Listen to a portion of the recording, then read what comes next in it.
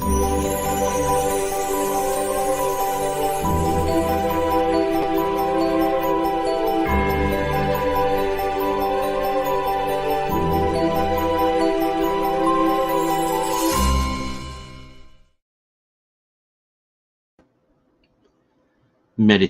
for Every Day in the Year by Bishop Richard Challoner.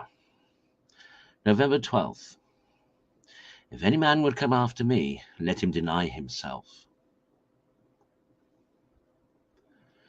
Consider first that the disciple of Jesus Christ, by the rule of the gospel, is not only obliged to renounce, at least in affection, all things else for the sake of his master, but what is the hardest of all, he must also renounce and deny himself. And this his renouncing of himself is absolutely insisted upon by our Lord as the first, the most essential, and the most indispensable condition for everyone that would come after him and belong to him.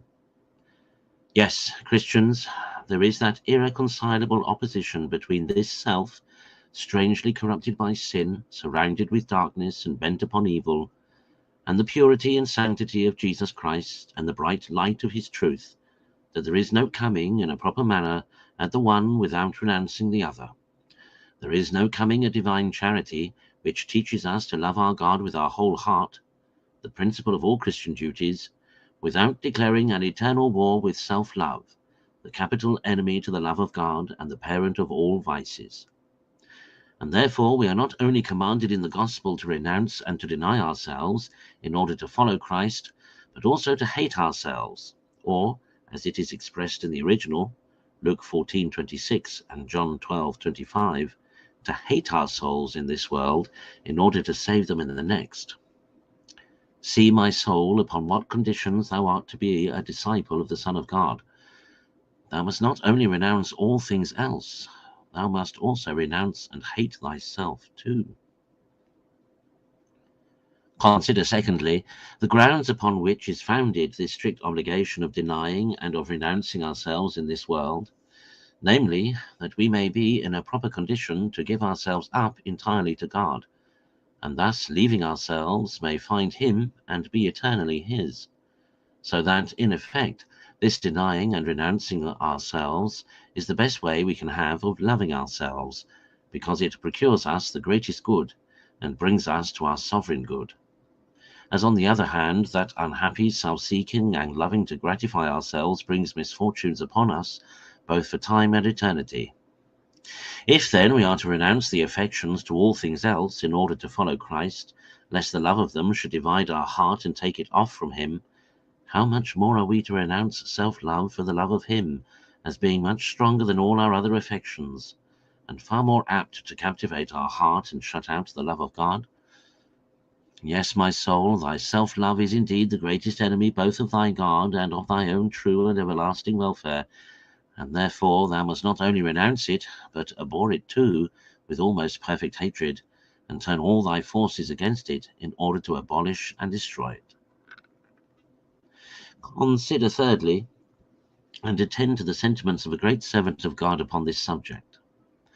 Quote, "My son, thou must give all for all, and be nothing of thy own.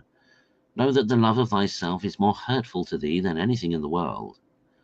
Thou canst not possess perfect liberty unless thou wholly deny thyself. All self-seekers and self-lovers are bound in fetters, full of desires, full of cares, unsettled and seeking always their own ease and not the things of Jesus Christ, but oftentimes devising and framing that which shall not stand. For all shall come to nothing that proceeds not from God. Take this short and perfect word, forsake all and thou shalt find all, leave thy desires and thou shalt find rest. Consider this well, and when thou shalt have put it in practice, thou shalt understand all things." From the Following of Christ.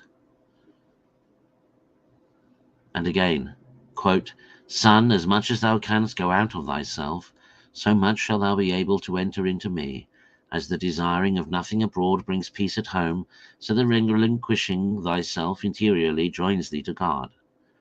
I will have thee learn the perfect renouncing of thyself in my will, without contradiction or complaint. Follow me, I am the way, the truth, and the life. If thou wilt be my disciple, deny thyself." Close quote. My soul, let these be thy sentiments also, and strive to conform thy practice to them. Conclude, to give up both thyself and all things else to follow Christ, and by following him to come at thy sovereign good, and to enjoy him for all eternity.